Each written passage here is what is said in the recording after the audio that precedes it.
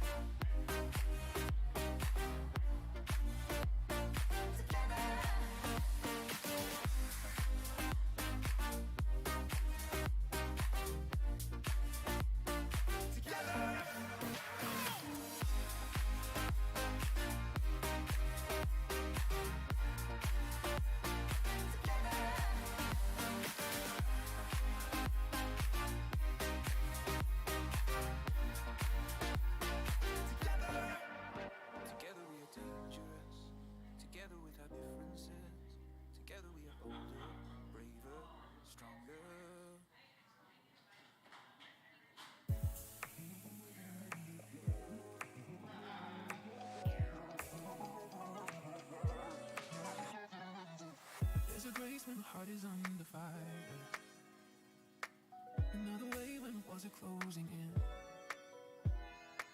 And when I look at the space between where I used to be and what's reckoning, I know I will never be alone. There was another in the fire, standing next to me. There was another in the waters, holding back the seas. And should I ever need reminding of how I've been set free? There is a cross that bears no burden, where another died for me. There is another in the fire.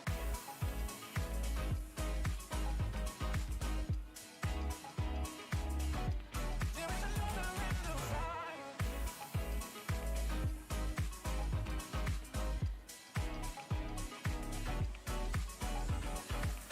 Oh, my day left its ebony, the waters. I'm no longer a slave to my sin anymore. And should I fall in the space between what remains of me and this reckoning? Either way, I will bow to the things of this world.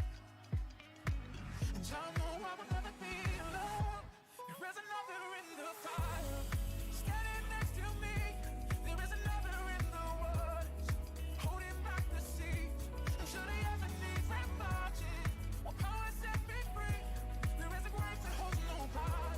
Now the power lives in me. There is another in the fire. There is another in the fire. There is another in the fire. There is another in the fire. There is another in the fire. There is another in the fire. There is another in the fire. There is another in the fire. I can see the light in the darkness as the darkness bows to him. I can hear the roar in the heavens as the space between western. I can feel the ground shake beneath us as the prison walls cave in. Nothing's kept between us, and nothing's kept between us. I can see the light in the darkness as the darkness bows to him. I can hear the roar in the heavens as the space between western. I can feel the ground shake beneath us as the prison walls cave in. Nothing's kept between us, and nothing's kept between us. There is no other name but the name that is Jesus. He who was and still is and will be through it all. So come and make the space between all the things unseen and this reckoning. I know I will never be alone. There'll be another in the fire, standing next to me. There'll be another in the waters, holding back the seas. And surely heaven need reminded how good you've been to me. I'll count the joy of every battle, 'cause I know that's where you'll be. There is another in the fire. There is another in the fire. There is another in the fire. There is another in the fire. There is another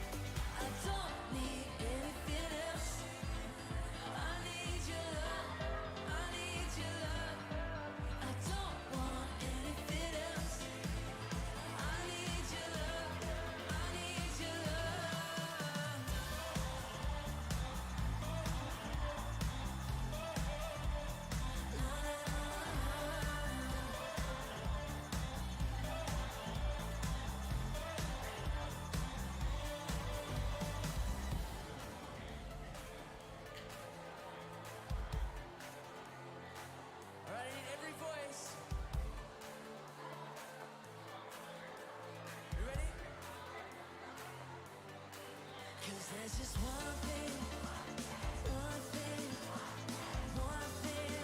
need. 'Cause there's just one thing Hello, G5 leadership. Are you doing awesome? Yeah, we're doing awesome. Well, welcome to G5. If this is your first time to G5, we just want to say welcome home. This is a place that we say you can belong before you know how to behave. And so you're in the right room tonight. And we just want you to know that what's going on tonight is actually going out across the globe. So if you have a phone, if you want to make sure that it's silenced at this time, we do encourage you to use your phone to take notes or a notepad to take notes, because in order to have a noteworthy life, leaders take notes. And so we're going to have so much fun tonight. As always, this is a place where we just want to protect and honor, and we thank you for that. PT has coached over 50, well, probably more than 50 different industries. So you never know who you're sitting with in this room on any given time that there's something going on, and we want to always protect and we want to honor that. He's had the privilege to travel across the globe and pour into leaders in 180 countries. And so a lot of us have had the privilege to sit at his feet and just be coached and mentored. But what's really awesome is to see the fruit on the tree. And I know a lot of times we talk about fruit, but when I got around PT in my life, I'm from Wisconsin, and I thought I knew it all. I thought I had all these plans, and I came into this environment, and I was a pretty arrogant individual, and I didn't want to be corrected. I wanted to be coached, but I wanted to be coached my way, you know? And so I got into this place, and I changed everything, really. I mean, from the way I dressed to the way I acted and it was all because of the power of the association in this environment. And I just know that when you come into this environment, you're in a place that you can be touched and you can be equipped and you can be encouraged in a way that maybe you've never felt and never experienced before. And so some of us tonight have been in the room for about a year, and you're already starting to feel that. But what's really great is when you look at the fruit in this man's life, the relationships that he has, the leaders he's led, the family that he has, the honor and the admiration that they have for him. And when you look at Blake and Bree, for instance, and you see what they can do and the wisdom that they have, you just know that is the fruit that is going on, and the relationships of not only the family then, but outside of that. And so tonight, we get the privilege to kick it off with somebody that it's Blake's birthday, so I don't want to miss that. I don't know, what is it, 29? Oh my goodness, 29. Enjoy it. Yeah. 19, I'm right. Well, it is what it is, but I know this. It's not about an age, it's not about a number, but the wisdom that Blake has, because his father has taken him, his mother has taken him into these environments since he was just a baby. And he's been around world-class leaders, and his mom and dad are world-class leaders, and they not only are world-class leaders, but they lead leaders, and that's why we're here tonight. So he's a visionary like his dad. He's a dreamer. He's really helped open my eyes ever since I moved here, because I had this small picture of my life, and all of a sudden I came here and I got this wide open picture. So I just want you to know that tonight you're not listening to somebody that's 29. You're actually listening to somebody that has the wisdom of somebody that's 50 and 60 years old in what he's going to speak. So just take notes and just lean in and get ready for what he has, because I know he's 29. He's going to be on fire. And get ready for this incredible joke that I don't know what it's going to be, but he's got it. Welcome, Blake Goad. Check. Well, what's up, y'all? How are y'all doing tonight? Welcome to Leadership. I was talking to Ann Farmer and Haley before I came in. I said, I remember 28 like it was yesterday.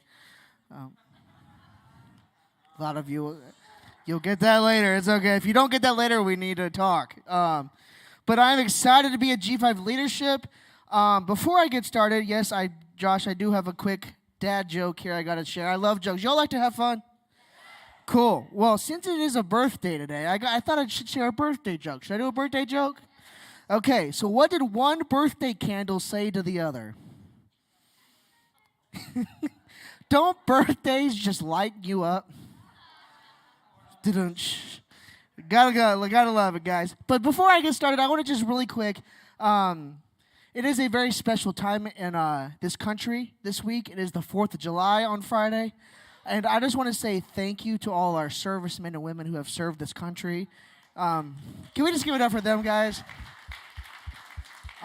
Freedom is not free.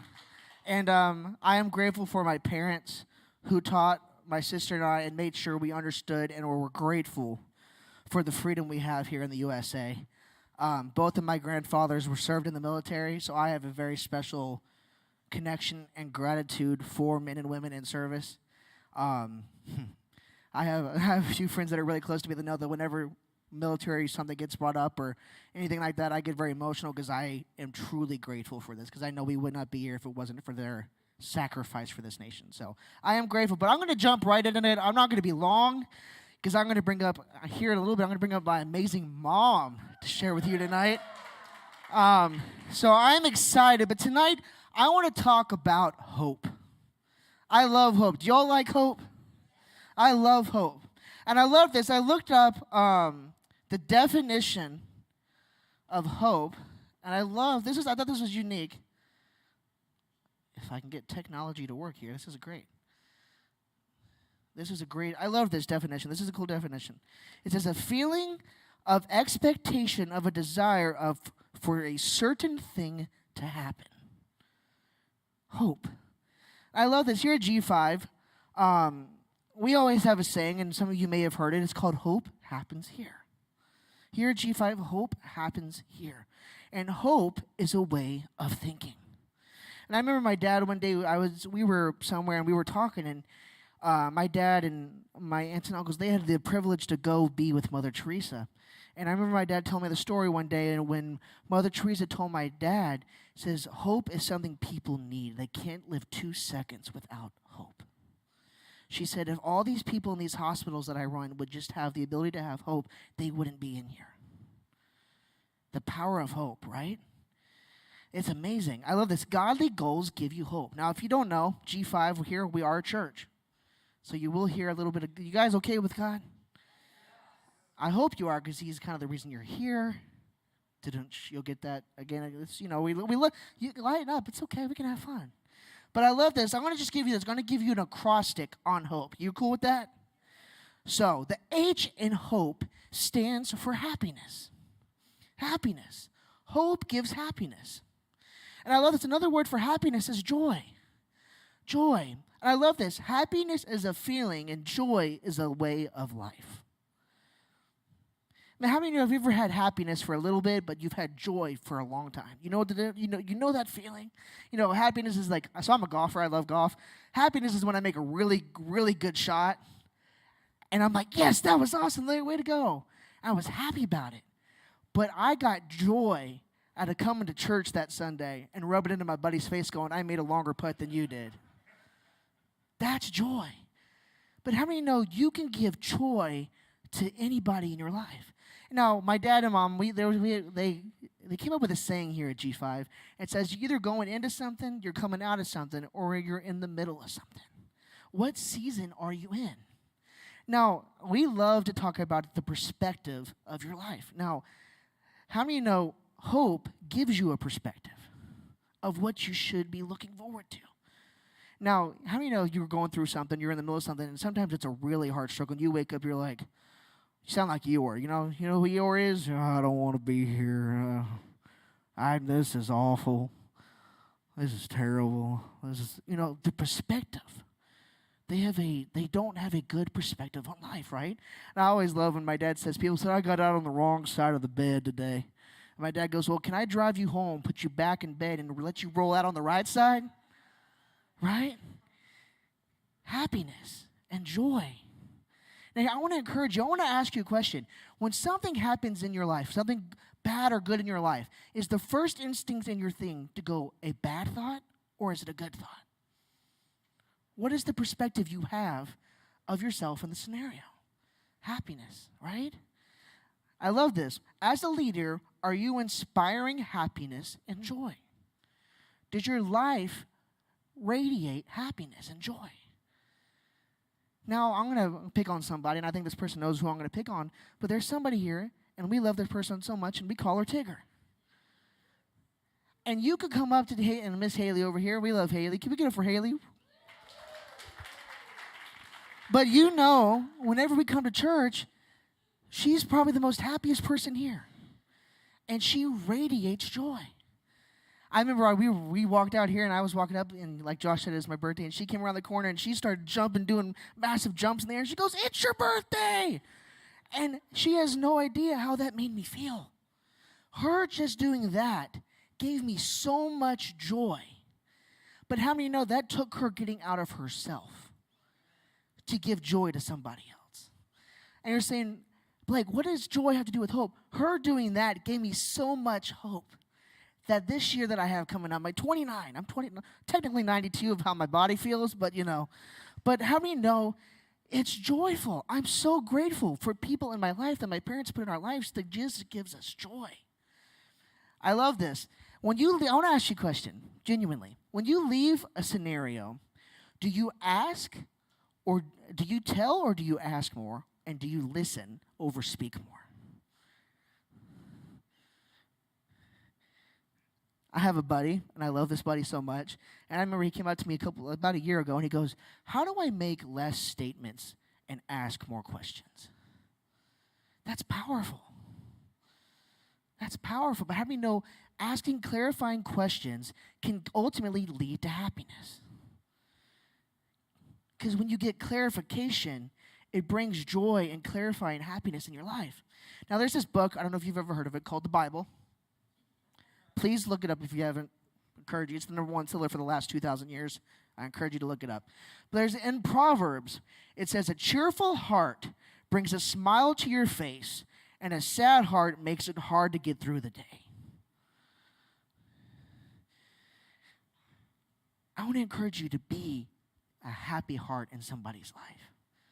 Now, when I said have a happy heart, if I ask you right now, do you all have that one friend in your life that you know you can call no matter what and celebrate a victory with? You had that friend pop up in your head.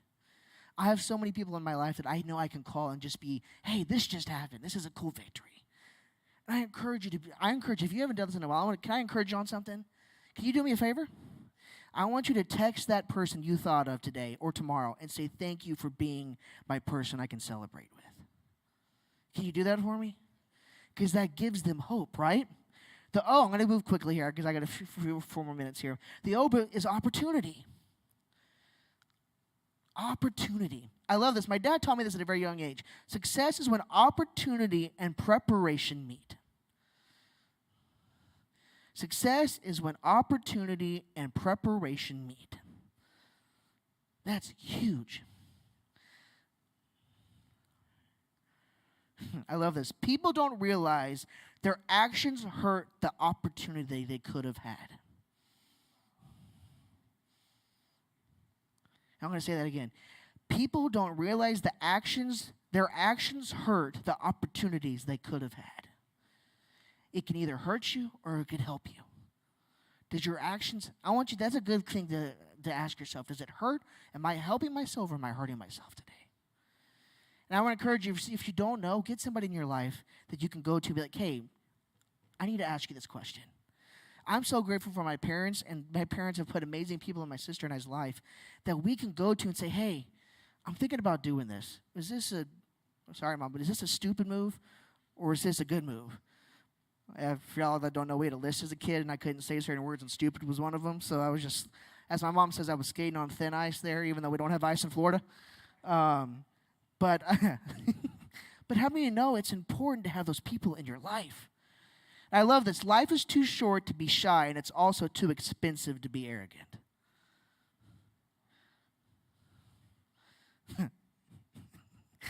I love it. You guys can talk back. I love Dorian's like, "Amen," and it's awesome. I remember when my dad a long time ago used to say, "You can tell me preach it white boy. You can tell me I'm doing good. You can call me preach it white short boy, because I'm just more down to earth than most people. It's okay." But I love to have fun. If y'all don't know, I love this quote. Arnold Palmer. If you don't know, don't worry, he's not the drink. He's an actual golfer. He was an amazing man. And he said this quote, and I love this: the most rewarding things you can do in life are often the ones that look like they cannot be done. What is something in your life that you're like, I don't know if I can do this, and you're just so scared to take it on? I want to encourage you. I remember a long time ago, my dad told me, son, Blake, make sure you do things that you're not going to regret you didn't do when you get older. What is something in your life that you are doing now that you may regret later if you don't do it? Take a chance. My dad makes a joke all the time, but you know back in the day you had the Pac-Man and there was the stop and start and there was the restart button on the Pac-Man game? Yeah. My dad said my favorite part was I could hit restart and I know I could take that mountain again, right? It was cool. How many of you got those friends that'll take a wall with you, right? The P, I'm going to move quick here, guys. P is people/purpose. People/purpose. Who are the people in your life that you know that you can go to the ends of the earth with and fight, and they will have your back, and you would have their back? I love this. Don't let the past experiences control your future perspective of people. That's huge. What is your perspective of somebody that you had in the past that could change for the future? You got to ask questions about that. And your purpose. I'm grateful at a young age we joined, my dad and mom were taking charge of an amazing thing we have here now called G5 here. And as a young kid, my parents said, hey, we're going to bring you along with us. And I was grateful for is along the way, we found our purpose within this amazing thing called G5 that my parents were building. And I'm grateful for the purpose because my parents brought us to people, and the people help us create our purpose. That was huge. That's so huge. And I love this. Don't be upset with the results you didn't get by the work you didn't do. Go to work. Do it. I encourage you. I'm going to say something here, and a lot of you could be mad at me about this, and I'm going to tell you right now. Go fail. Go fail. Because the greatest lessons you'll ever learn is when you fail, but not when you succeed. Now, you'll learn a lot of amazing lessons by succeeding. But I heard a guy talk one time, and he said, the greatest lessons I learned of how to appreciate my success is when I was failing. Because it's when I had nothing, I truly could appreciate what I had, when I had everything. Go after it. Go after it. Finally, the E is encouraging. Are you an encouraging person? Is your life encouraging to others? Do you have people in your life that are encouraging to you? I remember my dad tells this story all the time, and I guess I know I say my dad a lot in this, but how many know I learned almost everything I know from my father. And I'm grateful for that, and my mother. And I remember he told me this story. I don't know if you've ever heard of Chick-fil-A. Eat more chicken. Let's go. But he went to Chick-fil-A one day, and he was talking to Truett Cathy, which is the head of Chick-fil-A. And Truett Cathy looked at my dad and said, Tim, do you know when people need encouragement? And my dad said, I realized this was a learning moment, and said, no, sir, when do they need encouragement? He goes, if they're breathing, they need encouragement. And we have a saying here at G5, if you're breathing, you're a leader. So everybody in your life needs encouragement.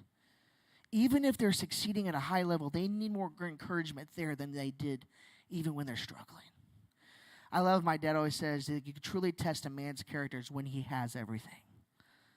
It's how he handles everything when he gets it. Very few people can handle failure. Very few people can definitely handle success. Who do you have in your life to encourage you? Who is encouraging you? I love this. There's another, again, I'm going to bring up this book called the Bible. It's an amazing book, I promise you. It's really good. In Proverbs, again, I love this. A generous person will prosper. Whoever, just heads up, I am dyslexic, so reading is not my strong suit. This is awesome. But I'm laughing at because my phone is blowing up with birthday messages from like 30 people while I'm trying to read my notes. So I'm like ADDDDDD right now. It's great. But a generous person will prosper. Whoever This is great. I love it. How many know you can laugh through your failure? This is awesome. I'm not failing. I'm succeeding right now because I'm making y'all laugh. This is awesome. I might need help reading. Can you help me real quick? I'm calling my secondary teacher in here, calling an audible.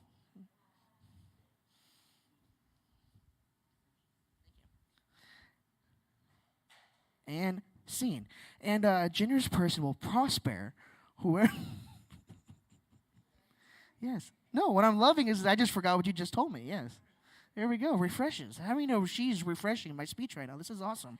A generous person will prosper. Whoever refreshes others will be refreshed. Ta-da! Succeed. There we go. But how many of you know?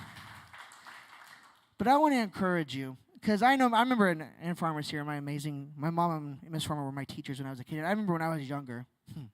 If I was doing that when I was probably 9 years old, I would have freaked out. Not freaked out, but I would have been crying my head off because I remember when I was younger, I used to tell her, I know I'm not stupid. Why can't I do this? And I used to ask her, how can I be better so I can do this right? Right? And how many know asking a follow-up question is always better than asking nothing at all? Yeah. I remember I heard a guy talk. I'm going to end on this. I'm going to bring my mom up. But we had a friend of ours, and he was in a boardroom meeting one day, and he was telling my dad and I this story. This is a long time ago. I don't even know if my dad remembers this. He was telling us the story, and he goes, I remember this guy was giving this big speech about what was going to happen to the company. And he got done, and nobody in the room knew what he was talking about. And he said, I felt comfortable enough in my own skin to look like this. Again, I'm going to say something. Please don't take this the wrong way. But to look like the idiot so we can get clarification to move forward. He said, I raised my hand and I said, can I ask you a question, sir? What did you mean by everything you just said? And he said, if I wouldn't have said that, everybody else in the room wouldn't have gotten clarification and felt comfortable asking questions. And then we were able to encourage each other to succeed from me asking that question. Is that powerful? But I am thankful for my amazing parents, who I'm going to bring up next because my mom is an amazing person. My dad touched on it a little bit. I'm not going to go into detail, but you all have no idea what this amazing woman has been going through in the last 2 years. And I am super grateful, and as her son, I am very proud. And as her son, I also want to protect.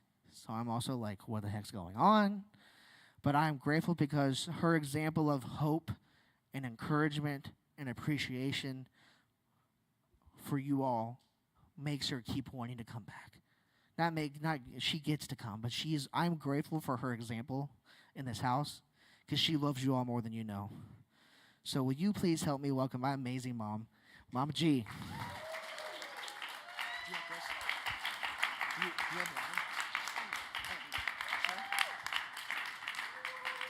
Wow. Happy birthday, Blake, right? It's so awesome. Yes. First of all, I'm so jealous of these two ladies with their brilliant hair that's like shining in the light. It's like, I'm so jealous. I've got this dull black hair, and they've got this beautiful, shiny red. Is it red? Both of you? Yeah, yes. Thank you. So cool. Anyway, I'm not going to be long because the man of the hour is here, and that's why we're here, and that's why I'm here. So I was reminded this week of something as leaders that we know. We just know. But I was reminded, and I told PT, I said, I was so reminded this week of the power of listening. And it's because we were in the presence of someone who was a horrible listener. I'm just going to be upfront and honest. And we're at this very high-end store for women and men.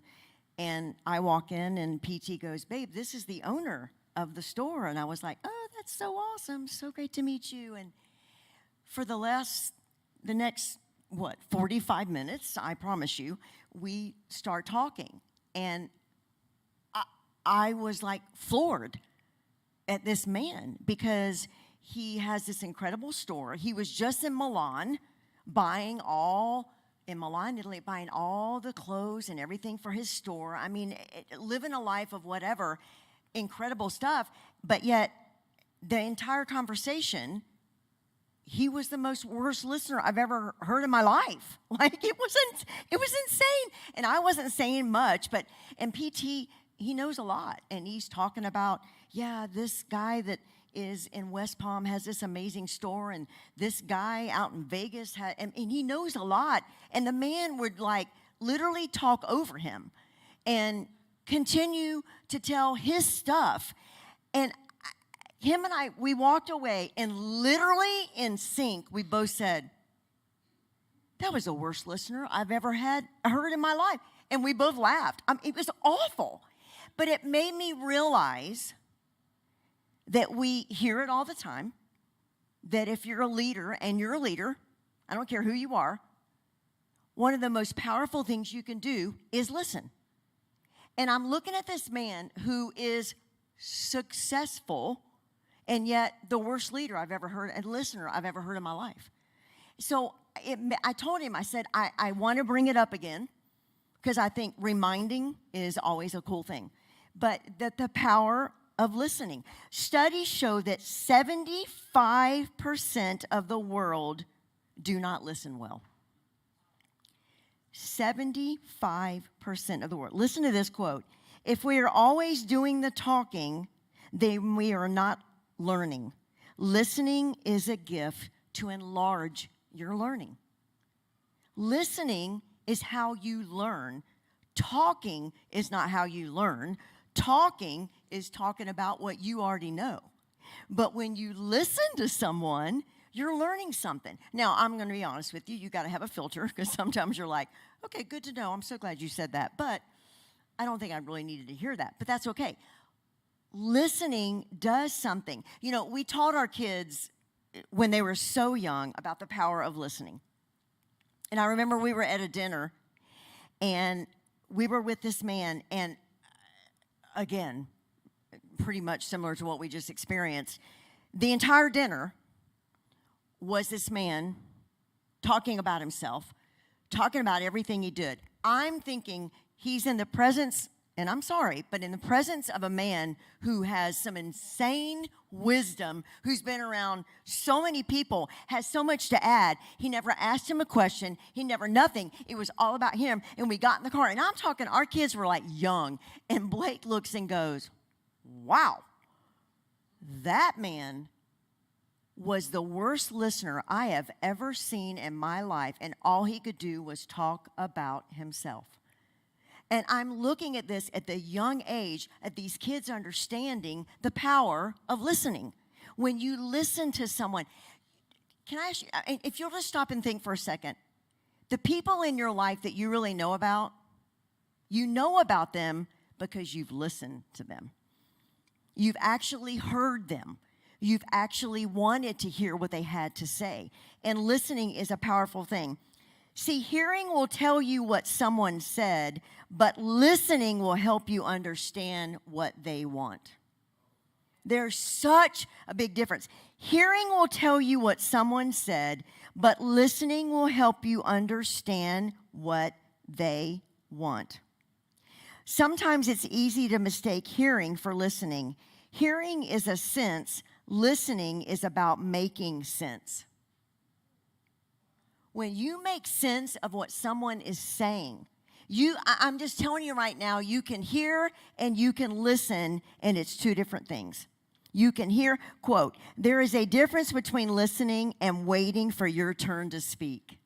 Have you ever been with someone and they're not listening to you? They're like literally, forgive me, because I know this is church and I'm a pastor's wife, but they're about to pee in their pants because they want to say what they need to say. Am I being real? And they're like this, like they're not listening to what you're saying. They already have a response, and they're already going to say something, and there's no way. That's when I want to go, I'm so grateful that you committed to giving $10,000 to G5, because they're not listening to me anyway. What does it matter, right? It's amazing how people, they don't hear. And when you hear is when you actually learn. I was listening to this gentleman when PT and I were at this store, and it made me start thinking, like, what is his family life like? How does his wife feel? I was watching some of the customers walk around this store, which I'm going to tell you, some of them were picking up some pretty expensive pieces, and they're doing this, and I'm watching this owner, and I'm thinking, you don't understand that the bottom line is, if you would just listen, you would bring your business to a whole different level. If you would just listen and not make it about you. See, listening isn't about you. Listening as a leader is about someone else. And so we talked about this not long ago at Girl Talk, and I had a lady walk up to me, and she goes, oh my gosh, you've like literally changed my life. And she said, I never understood the power of listening until you talked about it. And she said, this past week, I made it a goal of mine to listen to people. And she said there was someone in her business and where she worked that she's known, hear this, for a year. And she asked one question of this lady and then sat and listened to her for 30 minutes as she talked about her life. And she learned more than she had known in a year because she actually listened to her. And she was like, I was blown away at how I don't listen, how I never realized you don't listen. And I think sometimes it's hard because I don't think we understand the power of it. There's a difference between listening and wanting your turn to speak. When you think you've got something you have to say, just because you're quiet, I love this. Just because you're quiet and you let others do 75% of talking doesn't mean you're a good listener. My gosh. And just because you're a good talker and receiving what the others say doesn't mean you're a great listener either. Listening means really being intent. Listen to the definition of listening. Listening is the active process of receiving and responding what is spoken. It is the active process of receiving what is spoken. Listening is an art. It requires us to be patient, recipient, open-minded, and non-judgmental. Let me tell you something. When you're in the church and you're in ministry, which we are, all of you are, by the way, just not the pastors that come up on stage. You're all in ministry. And someone stops you on a Sunday in between the 3 services that you have going, and they want to talk, and they want to tell you something. Let me tell you how much you have to put you aside, right, Heidi? And understand that they really just want to be heard. And I know that some people think this is not leadership. In my opinion, it is leadership. Because when you can lead and you can listen to people and you can, okay, this is the bottom line. It's not just listening, it's validating. If I could tell you how many people have come to me and said, and PT, and they want to ask you a question, and then they ask you a question, and you get ready to respond, and then they keep talking, and they keep going, and you're like, I'm not really sure why you asked me the question because you don't really want my response. You got to be able to understand that hearing somebody is powerful. It is powerful. I love this scripture. It's in James 1:19. My dear brothers and sisters, take note of this. Everyone should be quick to listen and slow to speak. Oh, shoot a monkey. That's my Southern coming out. Really? And slow to become angry. Okay. Quick to listen, slow to speak, and slow to become angry. None of that makes sense to me, but it is the word. And that's where God is saying, if you will be able to listen to people, you won't believe what it. Listen to this in Proverbs 18:13. If one gives an answer before, okay, Don't get mad at me. I'm going to give it to you. Seriously, this is in the ESV. I'm so sorry, Laura. If one gives an answer before he hears, it is his folly and shame. I'm going to say it one more time. If one gives an answer before he hears, it is his folly and shame. Why is that? Because most of the time we don't even hear people. We're just listening and we walk away. When you actually hear someone, you're taking on what they're saying. You're actually validating what they're feeling. A fool takes no pleasure in understanding, but only in expressing his opinion. You ever talk to a leader that all they could do is give their opinion? And you're like, am I here? Do I matter? Listening changes so much. I just want really quick, I want to go through a couple things of listening. Number one, listening requires attention. Listening requires attention. It's called being a focused listener. Listening requires attention. No one wants to talk to someone when they're looking all over the place. Ever been there? And you're like, okay, they just saw 4 people walk by. And they haven't heard a word I've said. Listening requires attention. The second one is this. Listening requires feedback. Try this. You will blow people's minds. Once somebody says something to you, give them feedback. Ask them. Go, so let me clarify what you just said. Is this what you just said? And they'll be like, oh my gosh, you were listening. I don't know what to do now. You were actually listening. You give them feedback, and people will be like, what in the world? You are actually listening to me. Give people something to feedback. Listen to this story. This is pretty crazy. Kit Crawford of Cliff Bars. Everybody ever heard of Cliff Bars? It's a protein bar. Yes? Okay. She started in 1990. Her husband did 175 bike races.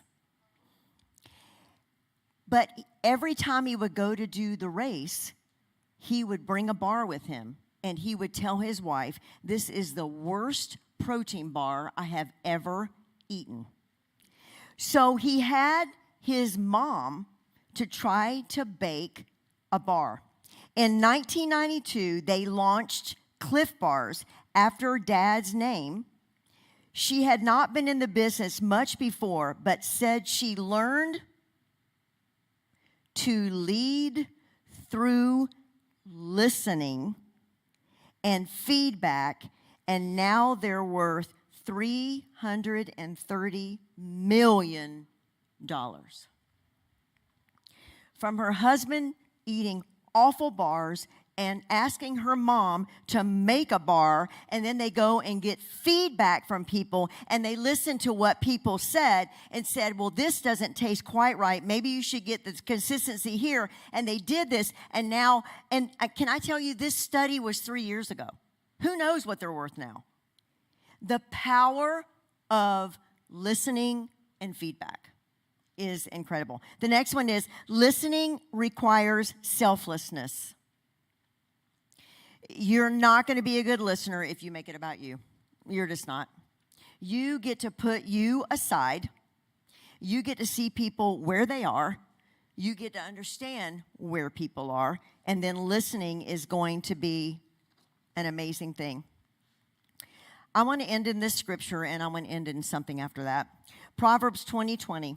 Listen well to wise counsel and be willing to learn from correction, so that by the end of your life, you'll be known for your wisdom. Listening. Is that crazy? The power of listening. I really challenge you this week to catch yourself not listening. If you have a business, let me tell you, they have done study after study after study after study of employees at any corporation, any business, and what they want is to be heard. PT says it all the time. It doesn't mean they're necessarily going to do what you say, but they do want to know that you heard what they said and that you have an opinion, right? And I want to end in this. We used to do programs This always hits me when I think of the power of listening.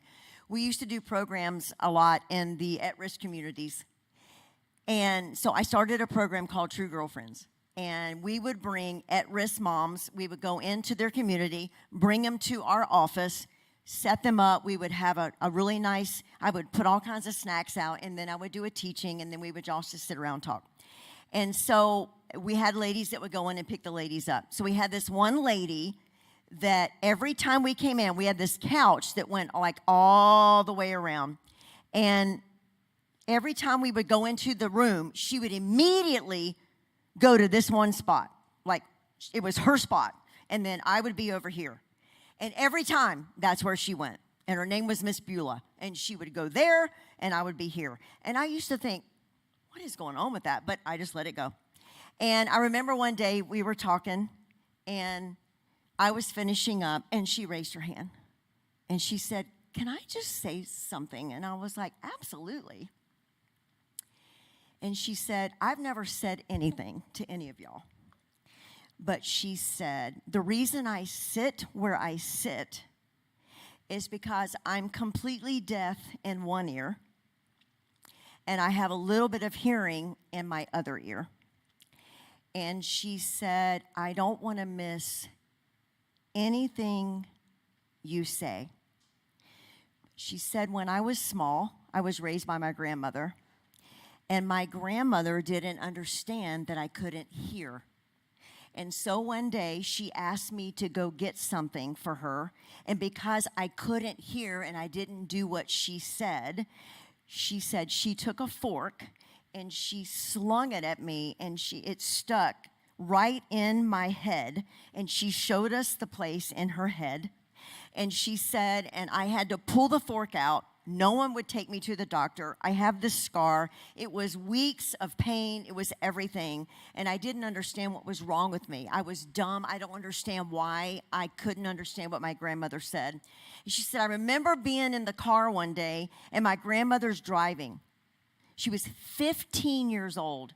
And she said to herself, I'm not doing this anymore. And she said she opened the car door while her grandmother was driving, and she jumped out of the car, rolled into the grass, and never went back. And she said, here I am. But she said, this is the thing. I sit across you every Wednesday because you speak life into me, and you believe in me. And she said, I only have one ear that can listen. And I read your lips as best I can. But she said, my life has been forever changed. Because the power of hearing someone believe in you has made me a different person. The power of you listening to someone and letting them know they matter is only everything. I'm begging you as a leader, listen, listen, listen, listen, and when you're tired of listening, listen again. Because people want to be heard, and when they're heard, I promise you, you're going to be changed, they're going to be changed, your company's going to be changed, your life is going to be changed, everything is going to change. Amen? Amen. I love you.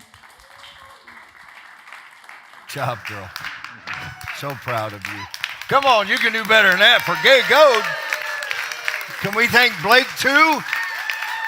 29. You can't be 29, Blake.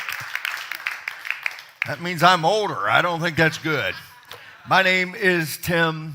They call me PT. It's right here on my cup. And I'm so honored that you're here. I got so many new people here tonight. This is so gorgeous. And thank you for being here. What a privilege. What an honor. I normally, for the time I'm going to spend with you, would probably charge $12,000 to $20,000 for the information that I'm going to give you. So I want you to know, even though this is free tonight, it's not free. It's taken a lifetime of wisdom and failure and success. Somebody asked me what my greatest accomplishment is in my life. Have you ever thought about what your greatest accomplishment is? Right now, if I were to ask you to write down on a piece of paper, what is my greatest accomplishment? What would you write down? Where do you feel like you've won at the greatest in your life? Well, I have a lot of things that I'm grateful for, certainly my relationship with my Maker. But can I tell you, one of the greatest accomplishments in my life is I somehow have survived success. I have a lot of people that survive failure. I don't have very many people in my life that survive success. Blessing is crazy. It's intoxicating. It's powerful. So I got to ask you a question. If you're taking notes, I hope you will. And it's going to rain and it's going to be beautiful. Online, it's so good to have you here tonight. I wish you were here in the room. I can't hug you. I can't see your eyes. And it takes a commitment. It takes a commitment to get from where you are to where you want to be. And I'm just so proud of you for making that commitment. But I want you to write down on a piece of paper this question. What do I want? What do I want right now? What do you want in your life? Now, I've survived success organizationally around the globe. I have a great family. I have an amazing wife. Josh, that you got to meet when he came up, I'm just so stinking proud of you. You're an amazing warrior leader. And everybody thinks he's on staff here because he takes so much responsibility. He's not on staff. He's a businessman that gives his life away here. And I'm so proud of you. And I'm watching God bless you and elevate you at levels that most people could not even dream of. And because you take your time and you sow it, and I would just encourage you as a leader to find some place that you can serve. And I know what that means to you, Kelsey. And now they're about to have a baby, and this is going to be so cool to watch all this come on, and it's amazing. And then my son talking on hope tonight. Hope is so powerful. It is true you can only live about 3 seconds without it if you don't have hope. So I wish I had a moment tonight to sit down with you for a second and go, tell me what you're hoping for. What is your greatest hope in your life? Hope is a powerful, powerful word. It hangs out with words like love and faith. Faith, hope, and love. It's powerful. So I want to give this to you real quick, and then I'm going to talk to you about starting with why. In your life, one of the greatest things that you will ever figure out in your life is your why. Why do you do it? Why are you in the business that you're in? What is the why of your company? What is the why of your organization? Why do you do what you do? Why don't you do what you should do? These are deep, penetrating questions. 4 things that leaders do. I want you to write this down real quick, because in your life right now, in your company, on your job, if you will do these things, they will change everything in your life. Number 1, leaders do 4 things. You got to do these in your home, you have to do them in your work, and you have to go to them weekly in order to stay powerful in your leadership. Number 1, where are you creating positive change? I'm creating positive. My influence, my entrance into a life, if it's in my marriage, if it's in my family, if it's with my children, if it's with my friends, I'm creating positive change. I'd like to sit with you and have a cup of coffee. And I would like to figure out the 5 things that you could do in your life that would create a better life because you make 5 positive change. Notice I didn't say you just change stuff. A lot of people change stuff, but they don't change anything around them because the change is not relevant to what really needs to happen. What are the 5 changes that you need to make in your life? Positive changes. Organizations that don't change lose their customers. they lose their position. You will lose your influence in the company you're in if you don't bring positive change. The second thing is you have to cast clear and compelling vision. Clear and compelling vision. It's got to be clear, it's got to be compelling, and it's got to be a picture of the future. What separates you from everybody in your life is your picture of tomorrow. How do you see tomorrow? How do you see tomorrow in your life? How do you see life in your marriage? How do you see life in your relationships? How do you see tomorrow in your business? I want to encourage you, create positive change and have a clear and compelling vision of tomorrow. One of your visions should be is I'm going to be a hope giver. One of your visions should be is I'm going to be a better listener. Matter of fact, leaders, I would encourage you to listen about 97% of your time and speak 3%. As a leader, you get used to talking all the time. What we really need to get great at is listening. And listening beyond the surface level, but really understanding people's hurts, their pains, and their needs. Wow, that's just so deep. The third thing is you've got to reduce conflict. Conflict will destroy your organization. Unresolved conflict will definitely. Do you know what they do? They fight till somebody cries, and then they think it's over. It's never resolved. It's never resolved until, my wife said it so brilliantly, until somebody is heard. I just wonder how many of you, if I sit down with you tonight, you would say to me, nobody understands me, and nobody listens to me. And even if they do listen, they don't understand. I work with the top 2% in the world, with helping them get from where they are to where they need to be. My friend, I love, probably if I were to open another business, I probably would open a reg business. I would open a clothing store. I love clothes. I went into a store, in my friend's store. He had one store, but he is so gifted at what he does. I said, why don't you open more stores? And you've got to find the person that you can share this vision with, that can carry your vision, that has a heart for your vision, that has a passion for your vision, that wants to take it to a whole nother level, which would end up being his daughter.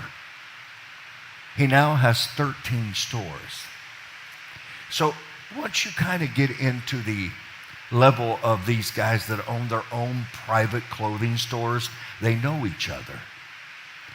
So I was visiting my friend with my wife, and just frankly, honestly, it was embarrassing to me to watch this man make it about himself and not about the needs of other people.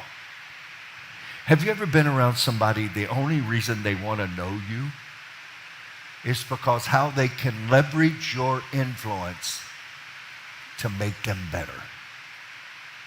They don't really want to learn or grow or develop. They don't take notes. I'm just being straight up with you. Leaders take notes. The greatest leaders in my life are note takers. But I see so many people think they're going to remember it. You won't. You can't. So you got to be a note taker. This beautiful lady back here, I'm so proud of her. Your sons show up to locker room with clipboards and they take notes. Am I right, Spencer? That's a mama doing her job, training a future leader, not a follower. not a follower. I've never trained our children to be followers. I trained them to be leaders. Leaders in life. I don't teach them to fit in. I teach them to stand out. Not in an arrogant, motivational way, but in a very serving way in their lives.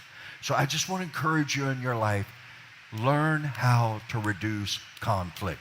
You'll either be remembered for the problems you solve or the problems you create. The fourth thing you have to do is you have to build leaders. And I just want to tell you this, write it down in capital letters. Speed of the leader is the speed of the group. The hunger of the leader is the hunger of the group. The commitment of the leader will be the commitment in the group. I will say it this way. The hunger and the desire and the development and the persistency of a father will end up in their children. So I just want to encourage you to do this. So there's a book by Simon Sinek. I want to encourage you, if you have never read it, I want you to read it. Culture trumps strategy every day of the week. Culture, the environment that you create, trumps knowledge, talent, or anything else. You create culture by a bunch of values that are created into living examples of what you want to be. Simon Sinek wrote this book called Starting with Why. It's a lesson in ethical leadership. If you've never read the book, I want to encourage you to read it. Most great leaders understand that it's not the product that you sell. Please stay with me. It's not the product that you sell, it's why you sell it that causes you to get customers and they want to be loyal with you. If you don't know why you do what you do and how you do it won't mean anything. I get around so many people and they want to tell me what they do. My little story with my wife is he's mistaken because he thinks the value of his clothing is what makes him important, instead of finding out the need of the customer and meeting it. I don't buy clothes because they're expensive. I really buy clothes because I love really great deals. Can I get an amen? I like lots of flash for little cash. You're going to get that worked out, I promise you, okay? But if you look at people, your why is your sense of purpose. It calls you to drive the consumer's behavior because of the value that you create, and great leaders inspire people to action. Wow. Who of you right now that have a company, have an organization, would not like to duplicate yourself 10 times? How many of you would like to get up tomorrow morning and go to work because you love to go to work, but you wouldn't have to go to work because you've developed the leaders around you? I knew one day at G5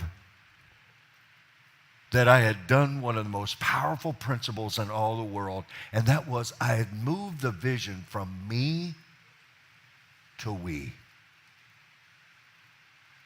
People had showed up, and I normally used to have to give all the tours about the vision and everything that we want to happen here. And the next thing I know, Blake and Bree grabbed a couple and said, "Let us show you around." This was 10 years ago. Don't tell me a child can't lead. Don't tell me a teenager cannot be infused with vision. It happens.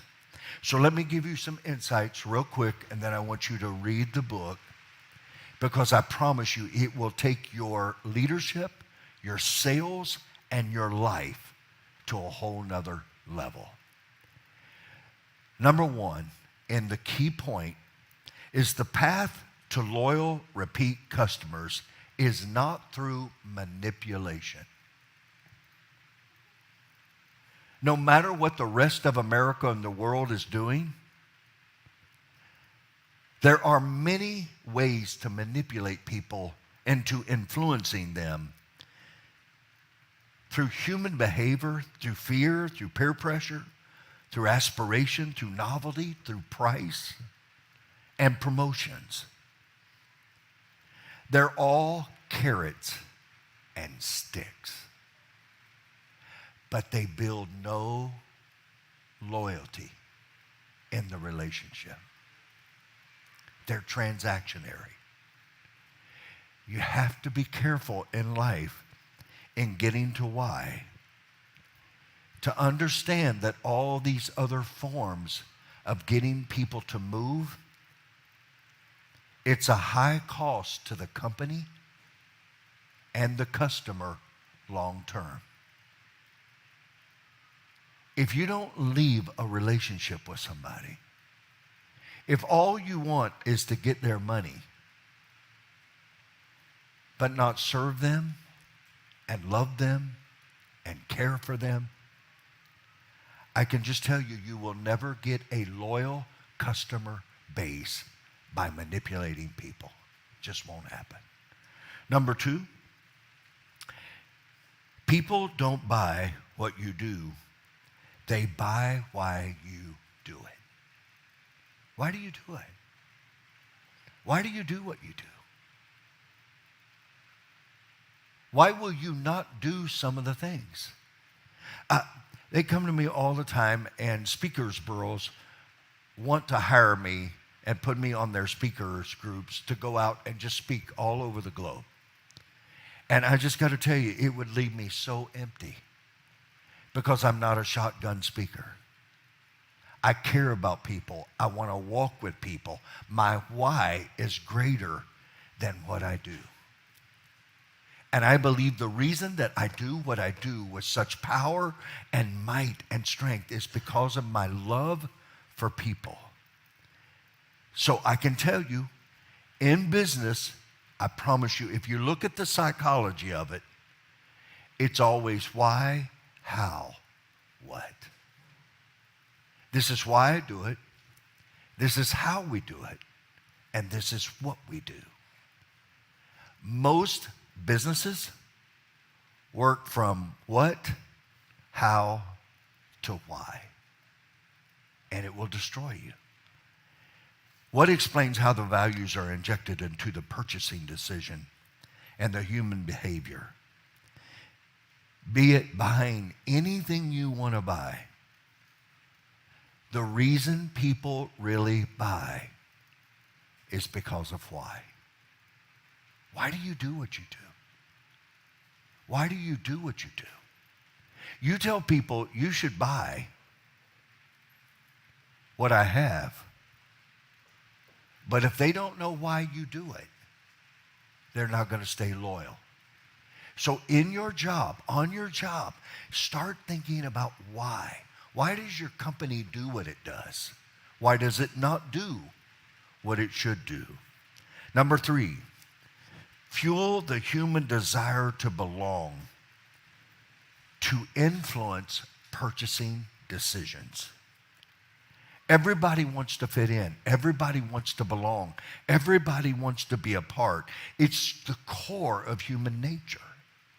I know this is deep. I know it's strong, but take the notes down, and I promise you, you're going to start seeing this come to life in your life. The urge to belong is so strong that it causes people to act irrationally. Have you ever asked yourself, why did I buy that? Because you told yourself if you bought that, it was going to put you in a place that is going to make you feel differently and accepted in the world that you live in. Most people work on a job, and I can tell you this, usually the companies with the greatest loyalty don't have the fastest service. They don't always have the best quality product. And they honestly don't have the greatest price. But these companies, catch this, catch it. These companies, these organizations give people a way to show to the world who they are and what they believe in. Wow. Number 4, the only way others know what you believe is from the things that you say and that you do. The only way people know what you believe is by the things you say and the things that you do. It takes consistency to you to relieve them of any doubt of why you do what you do. I had a guy come to me last night after service, and he stood at the door, and he looked at me and he said, "Will you please forgive me?" And I said, "Well, I don't know what I need to forgive you for." He said, "Well, I came Sunday," and he said, "Honestly, you were so put together that I thought you were just trying to sell me something. And I didn't like your daughter either. She was so professional." And he said, "I need to ask you to forgive me for prejudging you. Because," he said, "I want you to know I love you. This is my second time being back, and I will be back more." What was he doing? He was looking for authenticity and consistency. I teach young men that I raise, and I've helped a lot of young men move from nothing to a lot. And I teach them, if you're going to buy a nice watch and an expensive coat, when you walk in the room, you better make it disappear. Because if all they see is your nice coat and your watch, they're not going to go with you. They won't be with you. So you can't let the things that you have separate you from the people you love. Wow. So I just encourage you to work extremely hard to prove your value to your customer through authenticity. It will change everything. Number 5, trust is not a checklist. People are motivated by a cause and the why. When you can actually help people understand, watch this, you can win at another level, you can succeed at another level, and you can step into your destiny. Do you know that most people don't know their value? They don't know their purpose. They don't know their why. And because of that, they live way beneath where they could live. In your life, great organizations become great because of the people that are inside of it. They're strong, they're inspired, they have a sense of culture, they have values, and they feel protected and safe inside of an organization. Once again, this is very high level tonight, but I want to give it to you. It's being recorded. I want you to go back and get it, and I want you to read starting with why. Because it will change your future. It will change your company. It will change your organization. Number 6, if you can get your hands on early adopters, if you can get your hands on people that will buy in early, let me simplify that, the majority of everybody else will follow because they just want to be accepted. And it's why a lot of people never rise to the level that they could, because they seek the acceptance from people that they really don't need or desire. I just need you to understand that when you begin in your life to lead by example, And here's what you've got to know. I got to get you to get this, okay? That when you lead and get trust, it has the capacity to trump facts. Because they bought into the relationship. What does that mean? It's not that you're lying to them. It's not that you're being dishonest.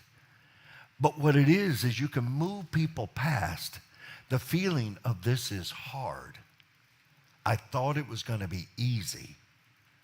But what you can do now is begin to help them get what they really want by doing the difficult thing. Because they are no longer held back by the fact that it's hard. Wow. So huge. Naturally, we're more inclined to trust those who share our beliefs and our values. The hard part is finding enough influence to get your word out and to reach enough other influencers. So critical. If you come here on a Sunday morning, and I hope you will, we ask men and women to take the wall. They are people that are here to serve the people that are in the audience. If they need a Kleenex, they get them a Kleenex. If they need a chair, we get them a chair. Whatever it is. But what they really are is they're early adopters who set the example of what we need to do and what we need to be. And the more consistent you are with that, the more powerful you will be inside your company. So I would encourage you to go back to your company right now and ask yourself, who are my early adopters and who are my influencers?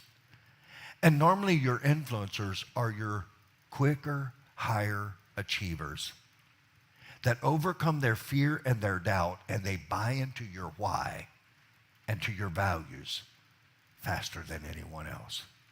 So important. Number 7, I would encourage you, if you want to know your why, find a partner. Find somebody that you can partner up with in your business. See, I want to encourage you tonight listening to me. Most people are trying to find a really good job. I want you to find a really great opportunity that you can then give hope and become a great listener and meet the needs of people around you. Number 8, your logo becomes a symbol because of its purpose. If you look at our logo, it's a home that the door is always open. Why is that? Because we want everybody to feel welcome. That logo says everything. It's open 24 hours, day and night. You can belong before you know how to behave. What is your company? What does your logo say about you? Is it abstract or is it clear? I can tell you as a company grows, part of the CEO's job is to personally make the purpose known of the organization. And the CEO shouldn't be so focused on what's going on outside. They should be more focused on what's going on inside. So if you would buy a company right now, the thing you want to find out is, where is it winning? Where is the dysfunction? Where is it leaking? In your own life, you need to take an assessment of your own life and say, you know what? I need to look at my own life right now and say, where am I not operating at my highest level? It may be in your thinking. It may be in your attitude. It may be in your standards. You have to ask. But if I were to sit down with you, I want to know 30, 60, 90 days from now, what is your vision for what you're going to do? What is success? If you don't know what success is, no one around you will ever know. Number 9, Find the flame of passion. Where is the energy? And if the passion dies, your company's going to die. I was blown away. My heart was broken. I found a great deal on a shirt, so I bought it. You'd like that, Marcia. But I'm just telling you, he was more excited about telling me about a jacket that was probably worth $200 because he had the guts to ask $4,500 for it.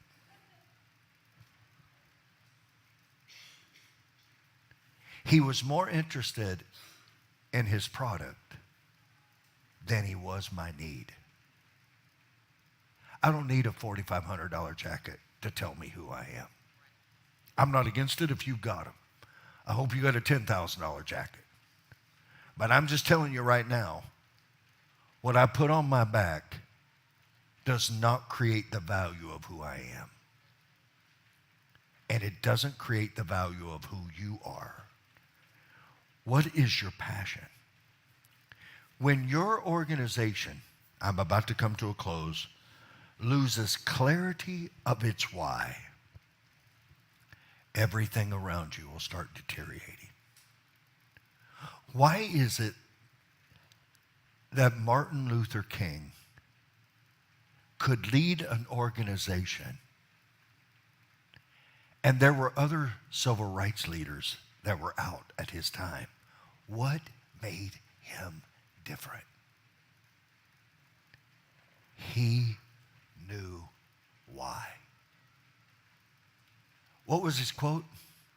I dream of the day that my children will no longer be judged by the color of their skin, but by the content of their character. Why? Why do you do what you do? What is it that's inside of you that is your purpose and it's your meaning and it's your why? I frankly got to tell you, I have more energy and more fire and more passion now than I've ever had in my life. I'm more excited about getting up tomorrow morning and going to work, hearing God's voice, loving people, believing in people, helping people launch new adventures than I've ever been in my life. Why? Changed lives. You see, it's more important than what you're getting. It's more important what you're becoming. And if we can help you get better at what you do and who you are, it changes everything. Number 10, I just want to encourage you, and I close, is pay it forwards. Start figuring out how you can pay it forwards. How you can cause it to give away. You're probably going to be, honestly, if you're really leading, you're going to be way ahead. And people, it's going to take a while for them to buy the vision. I'll give you an example. If you drive out today, you'll see pickleball courts. And we as a church have pickleball courts. And a lot of people couldn't understand why I wanted pickleball courts. But I understand that it's the fastest growing sport in America. All ages can be involved in it, and it gives people a come-together place where their lives can be radically changed through a relationship, and they have fun. But they have no idea of how they're growing. Wow.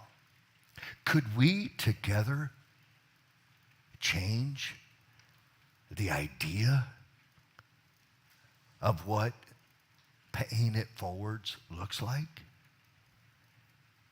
While looking back, sometimes on your own need and your own emptiness, your own desire to want to belong. By the way, belonging is the most critical need of any human being. If you can create a place and a space where people feel like they belong. It's one of the reasons why here at G5 we're exploding. But I've gone to some men and asked them, will you be a big buddy to a young man that needs a manly example? Wow. I can go to young women and say, can you be a big sister example that edifies the mom or the father? Do you know how many men and women tonight live in a home where they never get any edification? They never have somebody say, I love you, I'm so thankful for you, I'm so proud of you. I just can't believe how great you are. I'm so blessed to know you and have you. They don't ever hear that. I love out on the breezeway, you know what I love to do? I love to have men come through with their wives and their kids, and I just grab the little children and I look into their eyes and say, do you have any idea how much your dad and mom love you? I love, why? I love to look in the eyes of a teenager who are confused, who have a million things pulling at them, and look them in the eye and go, I'm pretty certain your dad's like me. He's not perfect, but he loves you. Wow. I would encourage you inside your company, inside your organization, and begin to look why some of your slick marketing is not working. Why it doesn't have any teeth, why it doesn't have any traction, why it doesn't go anywhere. What you're going to find out is in your circle, the need for purpose is off the charts. And if you will look inside yourself and saying to yourself, and I close, do I know my purpose? Am I a part of a team? Am I trying to use the team for my benefit, or am I adding value to the team so the team can explode? I think a lot of times in our lives we can see what's missing in our own work is that sense of purpose, that sense of why. Let me tell you how powerful it is. We have an amazing lady here. She's really a part of our family. We've got a lot of amazing ladies here, but I am blown away by Marsha. We call her Diva. And you're here. You're here. And you love and you care. And I'm amazed at how many people just show up to get a hug from you. You'd think people come because of the preaching and the singing. And they do come because they like that. But I'm going to tell you, they come because you hug them. Because you love them. Blake, they can't wait. Quan, they can't wait to get your hug where they're back. They have to go to the chiropractor to get themselves fixed. Do you know what I'm talking about? I'm just telling you, you have no idea. Please hear me right now, how much you matter. And you're part of the why. And you've got to create that why in your organization. You've got to create the environment that people can't wait to show up. So I got a buddy here named McGill, and I love him so much, and he's always bringing really cool, sharp people. And my goal is, McGill, and I close, is that any time you bring somebody that has an interaction with me, they feel my honor and my love and my respect of you. It's not about me. It's not about me. A lot of times people don't understand it. If you watch Josh and Sammer and Junior, I can go through the whole list, okay? Backo, I mean, these guys come and they serve and they give their lives away here. Heath, I can go on and on and on. Spencer, I mean, I go around the room. And a lot of times people think that it has something to do with what we're giving them. When in fact, what it really has to do with is how we're treating them. We want to treat them so well and train them so well that they could leave and go anywhere. But we love them and treat them so well, they'll never go anywhere else. In your organization, start with why. I know this is heady. I know it's kind of like, Tim, I didn't sign up for that. You've got to know this stuff in order for you to go to the next level in your life, in your personal growth, in your relationships, and in your company and in your organization. I love you. I'm so proud you're here tonight. Mama G, you killed. Thank you so much for doing what you're doing. Tech team, I love you more than you know back there. Laura Pierce, Alex, thank you so much. You guys are the best. And hey, what a privilege. I hope you have the greatest 4th of July. If you get a chance, hug my son and tell him happy birthday. I can't believe you're 29 years old when your mother's only 22. So, I mean, something's not right here. But we love you. I hope you got a lot out tonight. And we're going to grow together and go together. Do me a favor. We only do this once a month, the first Wednesday of every month. Will you bring somebody with you? Will you tell other people, hey, go with me. Go with me. And let's watch ourselves grow together. You have anything else, babe? Got anything else, Blake, back there? Josh, I got anything else? Okay, I'll have you come up and clean up later. I love you more than you know. Love you guys. Thank you so much. Blessings. Yes.